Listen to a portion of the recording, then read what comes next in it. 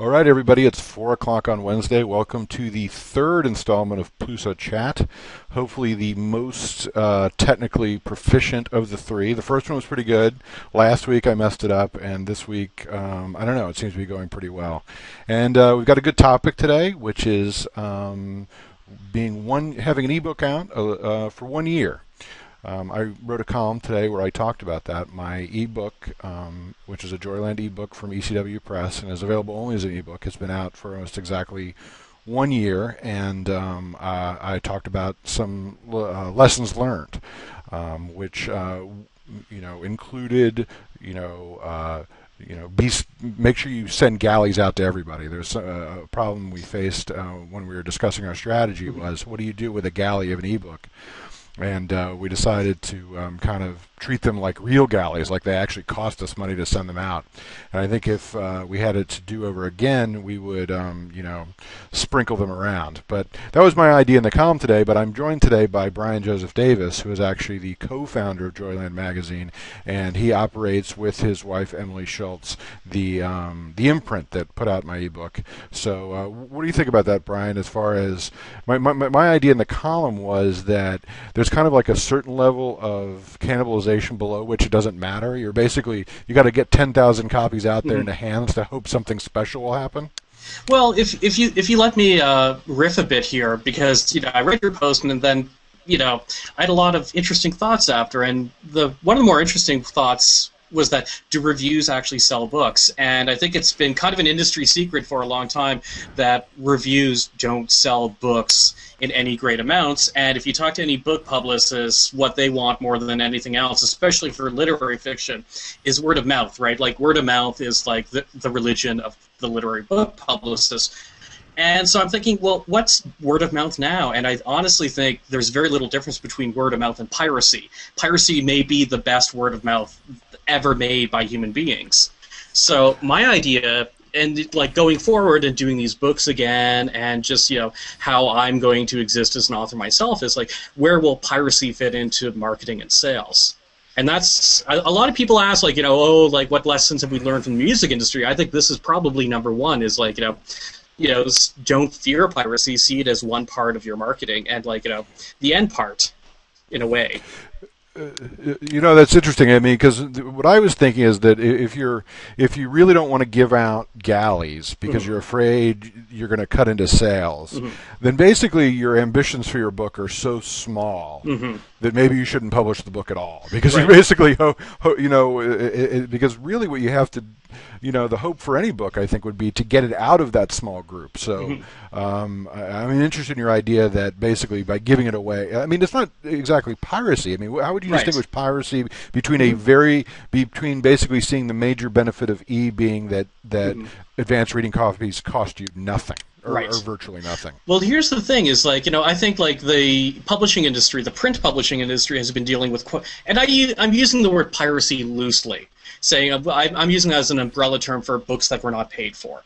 And I think that publishing has been dealing with piracy for years. If you stand in the middle of the Strand bookstore in New York City and you look around, that's actually worse than piracy. Those are books that are being resold, and like the authors and publishers aren't getting any part of that money. But I think for years, for decades, the book jobbers, that element of the used book sale, has been a really vital part of publishing. And it's not like they went and prosecuted places like the Strand or like university bookstores that sold books for sold used books. So in a way, how are we going to sort of translate that mindset to digital copies? And one thing I've always thought about is that, when people say, oh, every kind of music and album that's ever been released is available online for free on blog posts and on these file sharing and file storage sites, it's not quite true. I mean, like like the divisions of culture exist digitally as well, so you will always be able to find the Led Zeppelins, if you will. And this is one thing, I said that I started looking into the world of book piracy this week. A friend of mine did an interview with me last week, and she asked, well, do you have any books that you've taken online for free? And I said, I actually don't. So I thought that was a bit of a challenge, and I decided to look into it. How easy is it? What kind of books are available?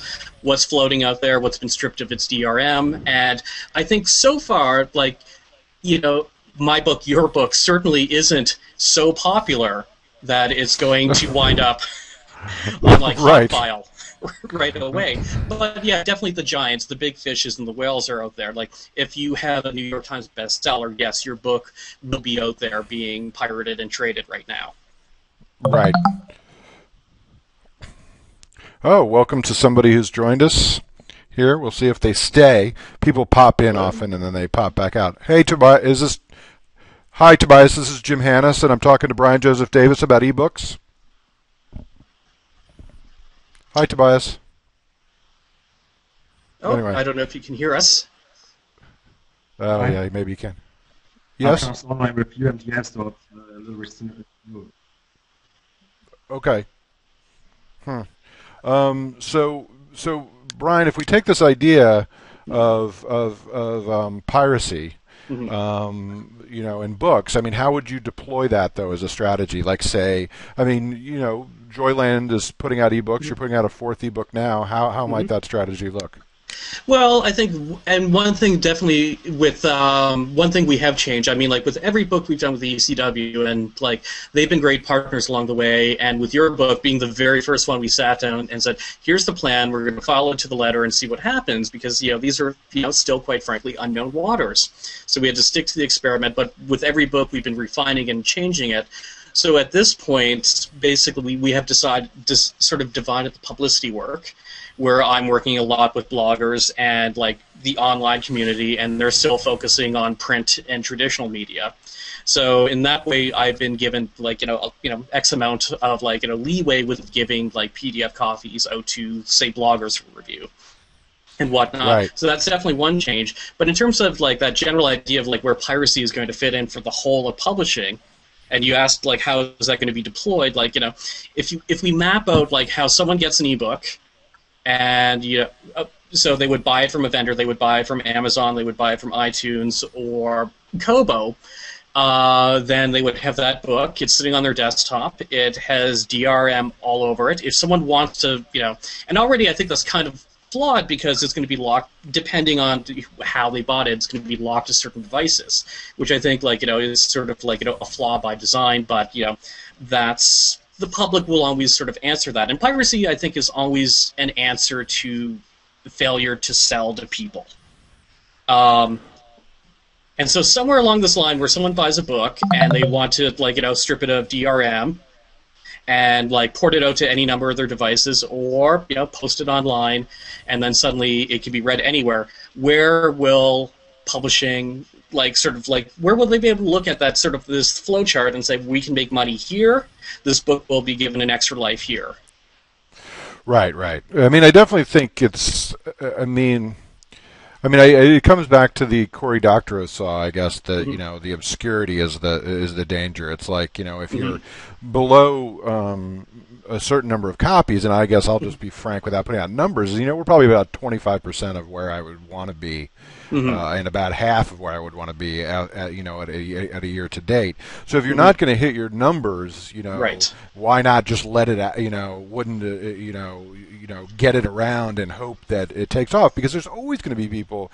I mean, when something has a certain, it's interesting. I mean, how do you get buzz? Because when something gets a buzz, that's when people who have no interest in pirating hear about a book and then pay for it. I mean, that's the. I mean, and of course, if we knew that, we'd both be millionaires, I suppose. Right.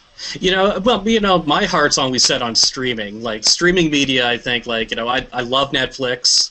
I would I haven't tried the music streaming out yet, but as both a creator who makes money and someone who believes that there's a lot of flaws to the way that we're selling digital content still, the streaming really looks good. And I'd love to hear more about that Amazon plan of streaming. Right. Well, it is interesting. I mean, there's some other things that I mean, one thing that we didn't get to play around with so much with is price. Although we have you have bundled 3 of the Joyland things together. I mean, we haven't been. Even HarperCollins has come out aggressive on price. I mean, in a way, I mean, as an author, I feel kind of good and bad about this. I think maybe you could have sold more books, but I'm glad that I think in the long run I'll be glad that I have an $8 ebook out rather than a Hmm. 99-cent ebook. And that's just it. I mean, like, when you look right in it, like, we're in a moment of complete chaos in the market, and you just really want to point the way forward and say, ebooks will be this price for this long, and then they'll be 99 cents, and then let's just assume they'll be free online, and you will attune your marketing, basically your production and cost to that. Right. I mean, like, who is the market for buying books these days? I would say the two most interesting audiences any publisher should look at would be like the group of people who would come out to your reading to support you, and the group of and whoever is taking their books for free online. I think that like the general interest bookstore and general interest book sales is probably, we could say, that's gone, right? That's gone in the form of like Borders being like a good example, of people like, I want to go buy a book. I think people are very sort of specific about what they want from a book, like finding an author like yourself, going to their reading, following you on Google+, and then really, I mean, like, the only other market is that mass sea of like online content. So yeah. I mean, the only thing, I mean, to your point, the only reliable indicator I've seen that leads to book sales is if I go out and I read from the book, or even if I do some other kind of talk. I mean, I do a lecture series called Adult Education. I did it last night. It didn't have anything to do with my book, but part of my credit was my book, and I sold a book in the night. You know what I mean? So it seems, that kind of that kind of connection is definitely important. But I do want to go back to something. I mean, maybe reviews sell and maybe they don't. Let's maybe stipulate that reviews are part of word of mouth. Or have some role in the chain of word of mouth. And I have to give, I give you a shout out in the article, and I'll give you a shout out now, is that you reviewed in Toronto iWeekly my free ebook almost 2 years ago. But it's tough sledding out there to get ebooks reviewed. It is, and I think, like, again, like, the the excuse, like, and like, I want to develop this excuse into a reason, but it's not quite there yet. It's the excuse level is that, like, review sections are shrinking, and like paid reviews are pretty much gone, and I know why. It's just that editors are tossing them out because they're boring, and this is their mindset. Like, I'm certainly not bored by book reviews, but most editors who are taking over newspapers or magazines are looking at ways to minimize that content. That idea of one reviewer doing, like, one book for 500 to 4,000 words. And, like, obviously book criticism will always survive in academia, but, like, book criticism within popular media is definitely being rearranged right now. And, like, in the ebooks being at the very back of the herd are obviously being pushed away farther as those resources shrink. But I think rather than sort of like try to like glom onto those resources as they're shrinking, is to look for new resources. How are people going to talk about an ebook?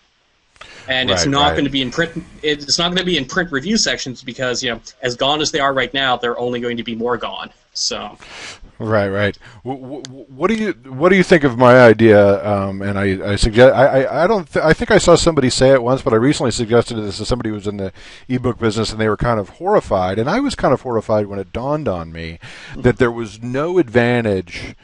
Since ebooks and print aren't mutually exclusive, there's really no advantage to being a first mover in the ebook world, right? Because even people that despise ebooks, Jonathan Franzen can go to Kenyon and say that ebooks are killing everything, and still half his royalty statement might be ebooks. So there's like there's no movement afoot to say, hey, I'm going to support this author because they're only available in e.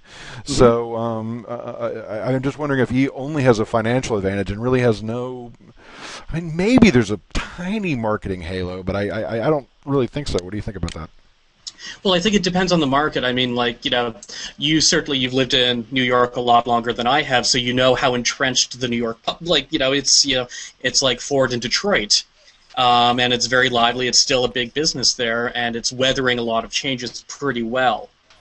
But I have in my mind that, in a way, that idea of the author, and every time someone like Franzen acts like that, and makes a very calculated political ploy to basically diss ebooks and that development, and it is a very calculated ploy.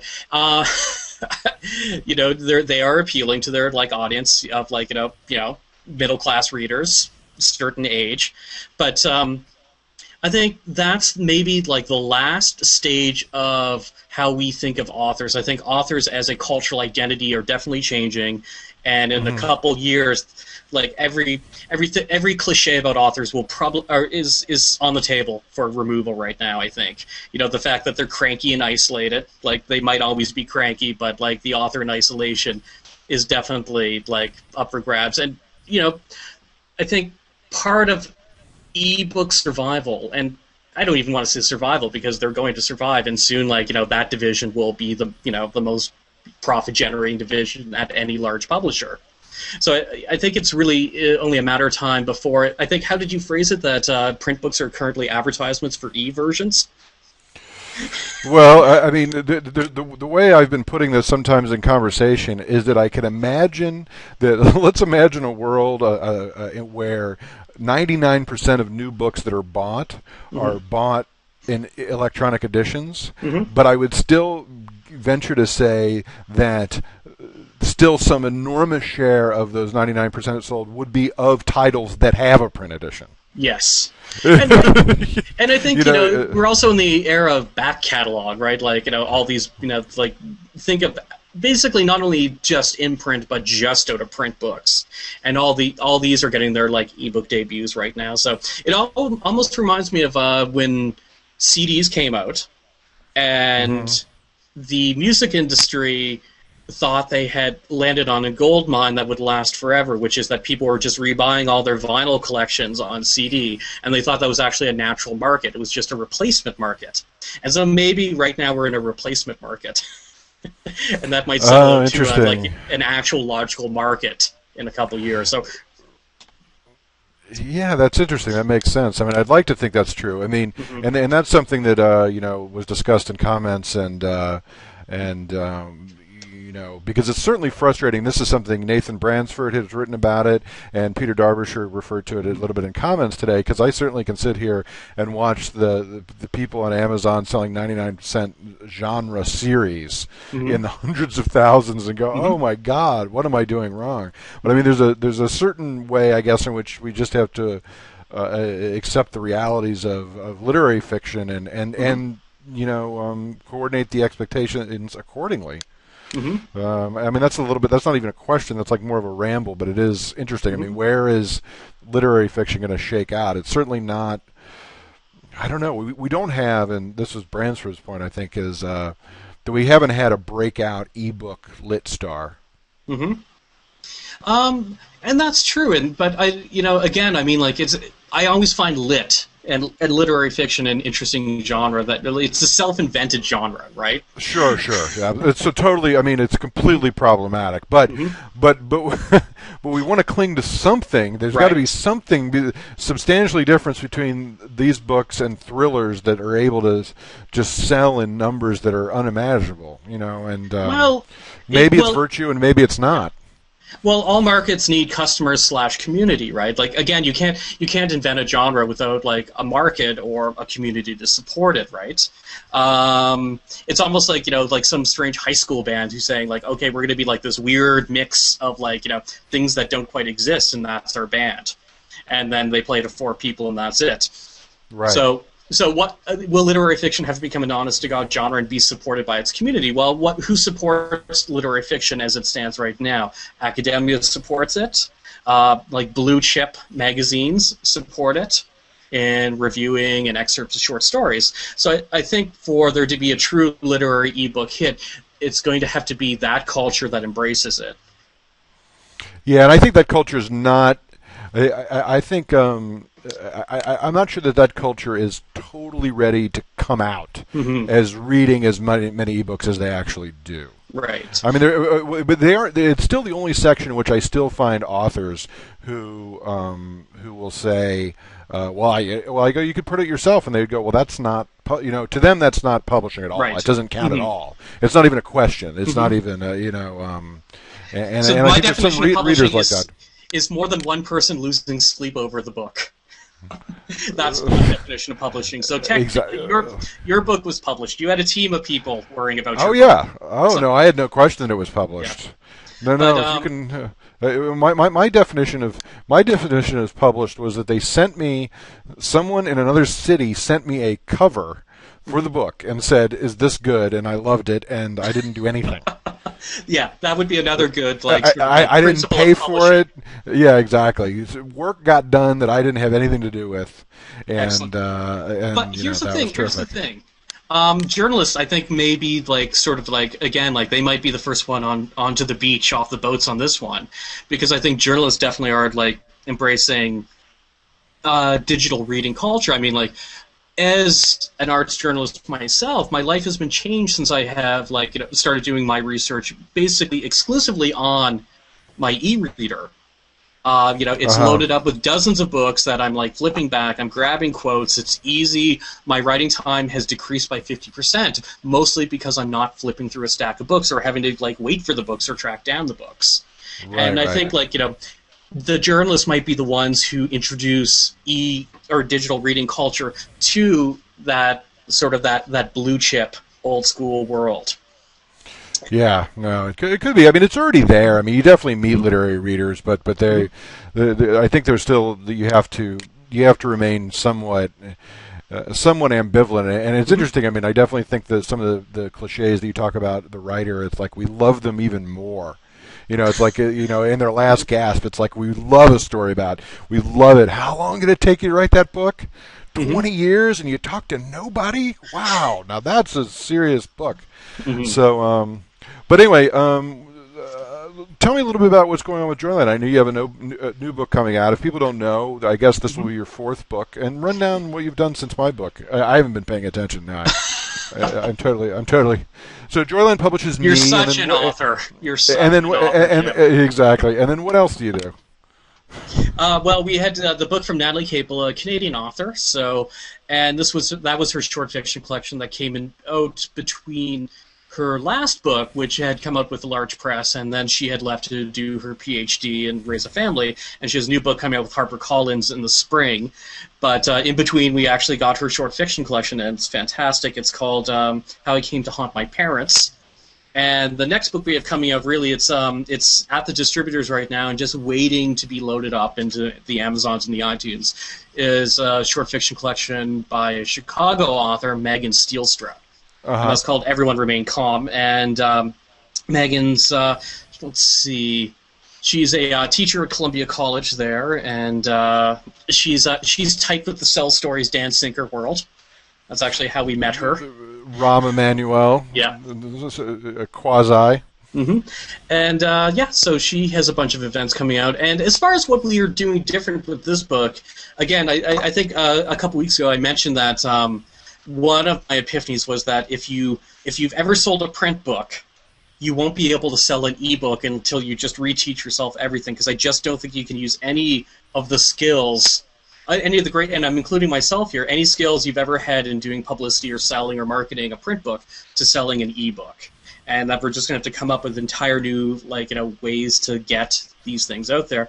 And with Megan's book, that's what we're looking at, sort of instead of let's do things this way, which we did with the first couple books just to get a sense and a footing, is now we're asking, okay, let's try 1,000 different things and see what sticks. Yeah, and I think that's really I mean, I also write about the advertising business, and that's certainly the philosophy that's bubbling up in a lot of areas. I mean, when you reach, I'm going to sound like Chris Anderson here, but I mean, when galleys in particular reach, zero incremental cost, you can afford to waste them. Yeah. And I think it's the publisher's job to figure out interesting ways to waste them. So, and get them out there.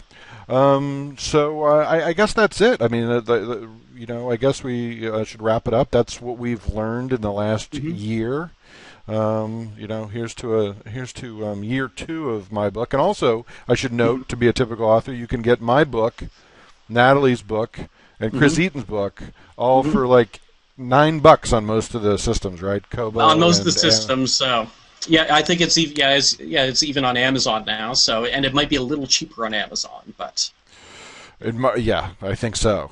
But if not, Jeff Bezos will be investigating, I'm sure. So, Yes. so anyway, well, thanks. Thanks for talking to us. Brian is talking to us from the border of Michigan and Canada. I'm Yes. speaking from the new Sonnet Media offices at 233 Spring Street. And Lovely apparently view I Google saw, by the way. Yes, yes. So apparently Google Plus works. So good luck and my best to Emily. Excellent. Well, thanks, Jim.